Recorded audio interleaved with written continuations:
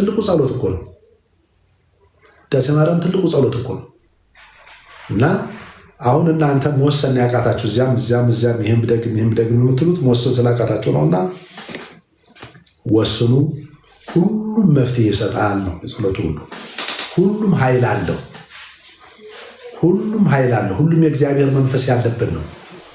ሁሉም የእግዚአብሔር ቃል ነው። ከኛ የሚጠበቀው ተግቶ መጸለይ ነው። የምንቆርብ ከሆነ የሚል ጥያቄ አለ።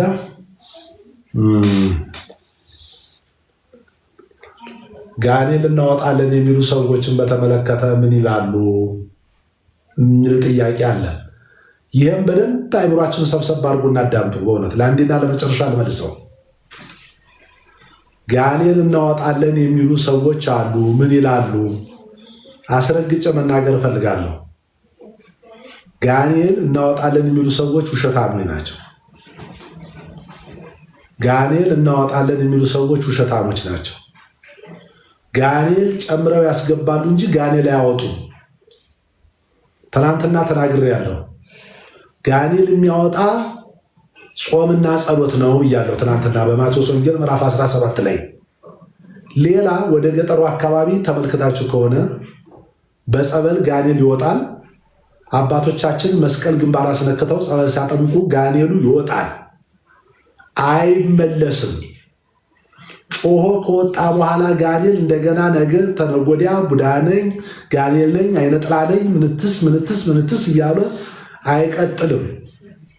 እኔም ማቃት ቤተክርስቲያን አባቶች መስቀል አስነክተው ግንባሩ ላይ ጋኔል ጮሆ ከወጣ በኋላ ድጋሚ ነገ ደግሞ አይጮህም። አሁን ቅርብ ጊዜ የመጡ የደርግ ወታደሮች ካህን ሳይሆኑ ካህን ነን ብለው መስቀል የጨበጡ የሥራ ዘርፍ ሲያጡ እነዚህ ናቸው። አሁን በየአንዳንድ ቦታ እየዞሩ እጽ እየያዙ በእጽ ጋኔል እናወጣለን እያሉ ሌላ ጋኔል ከአየር ጋኔል እየሳቡ እያስገቡ በጤነኛው ሰው ላይ ሲያስጮሁ ዛሬም ጯሂ፣ ነገም ጯሂ፣ ተነገ ወዲያም ጯሂ። ደግሞ ጋኔል እየተጠየቀ ኢንተርቪው እየተደረገ ጋኔል ሰባኪ የሆነ ጋኔል አሁን ስለ መንፈስ ቅዱስ ጋኔል ስለ መልካም ስራ ያስተምረናል። ከፍሬያቸው ታውቋቸዋላቸው ማለት እኮ ይሄ ነው። እስቲ አሁን የሚሰራው አንዳንድ ቦታ ላይ ተመልከቱት።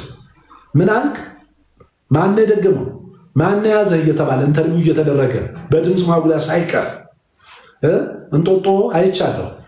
ጋኔል ያዛቸው ተብለው ወጣቶች በየቀኑ የማይድኑ በየቀኑ የሚጮሁ እነሱ የቤተክርስቲያን ስርዓት አስጠባቂ ነን ብለው ሱሪ አትልባሽ እያሉ ሴቶችን ሲሳደቡ ቀለም ተቀብተሻል፣ ይህም ብለሻል፣ ፀጉርሽን፣ ቅንድብሽን ወዘተ የጆሮ ሎቲሽን ምናምን አፍንጫሽ ላይ አድርገሽ ምናምን ብለው ጋኔል ይዞናል ብለው የሚጮሁ ሴቶች የቤተክርስቲያን ሕግና ስርዓት ሊያስከብሩ። ቀልድ ማለት ይሄ ነው።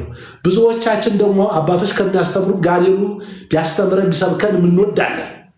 ጆሮአችን የሚጥመን ጆሮአችንን ከፍተን የነሱን የሰይጣኑን ንግግር የምናዳምጥ። ይህ ስህተት ነው። የቤተክርስቲያናችን ሕግና ስርዓትም አይደለም። ስለዚህ ጋኔል ትክክለኛ የኢትዮጵያ ኦርቶዶክስ ሃይማኖት ጸበል፣ ንጹህ ጸበል ሄደው ፌክ የማይሰራበት ቦታ ሄደው ሲጠመቁ ጋኔል ይጮሃል፣ ይወጣል። ግድ መጮህ የማይጠበቅበትም ሳይጮህም ይወጣል። መስቀሉ ሲተሻሽ ማለት ነው። እናንተ ታምራት በማየት ነው የምትከተሉ። ታምራት እኮ በማየት ምንም ታምራት እኮ ሃይማኖት አይደለም። ታምራት ሃይማኖት አይደለም። ታምራት እኮ ጋኔል ያደርጋል። ታምራት እኮ ማንኛውም ሲያደርግ ይውላል እኮ ጠንቋውም ያደርጋል እኮ። ታምራትን ይሄ አመንዝራ ትውልድ ታምራት ይከተላል ነው ያለው ጌታችን ኢየሱስ ክርስቶስ። አመንዝራ ትውልድ፣ አመንዝራ ማለት በዳይ፣ ታምራት ብቻ የሚከተል። አሁን እኮ ጸበሉንም እንደ ፋሽን የሚቆጥሩ አላቸው።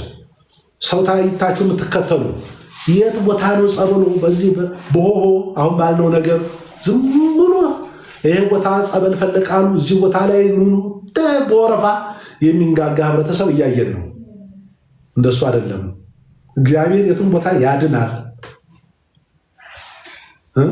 እግዚአብሔር የትም ቦታ ንስሐ ገብተን ከተጠመቅን እንድናለን።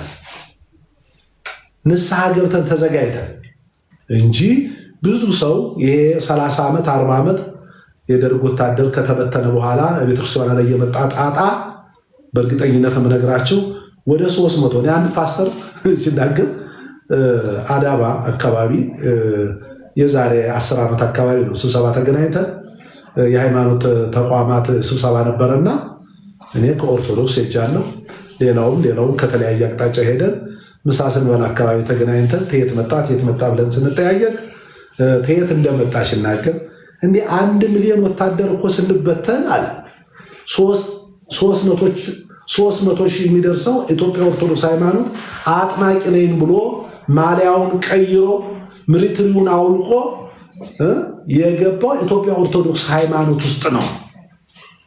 የሱዳን እጽ እየያዘ ማለት ነው። ሌሎቻችን ደግሞ ማሊያችን ቀር ቸርችን ያቋቋም ነው ያለኝ። ቸርች አቋቋሙ ፓስተር ነው ያለኝ። ህዝቡ ይሄንን ነው እንግዲህ እየተሸወደ ያለውና ይሄንን መንፈስን ሁሉ መርምሩ የሚባለው ይሄ ነው። ለዚህ ይሄ የአባቶቻችን የቤተክርስቲያኗ ህግና ስርዓት አይደለም። ጋኔል በአባቶቻችን መስቀል ከወጣ በኋላ ነገ ተነጎዳ እየጮኸ ቀጠሮ እየሰጠ በዚህ ቀን ደግሞ ወጣው ምናምን እየተባለ የሚባል ሁሉ አልደግፍም። እኔ ተቃዋሚ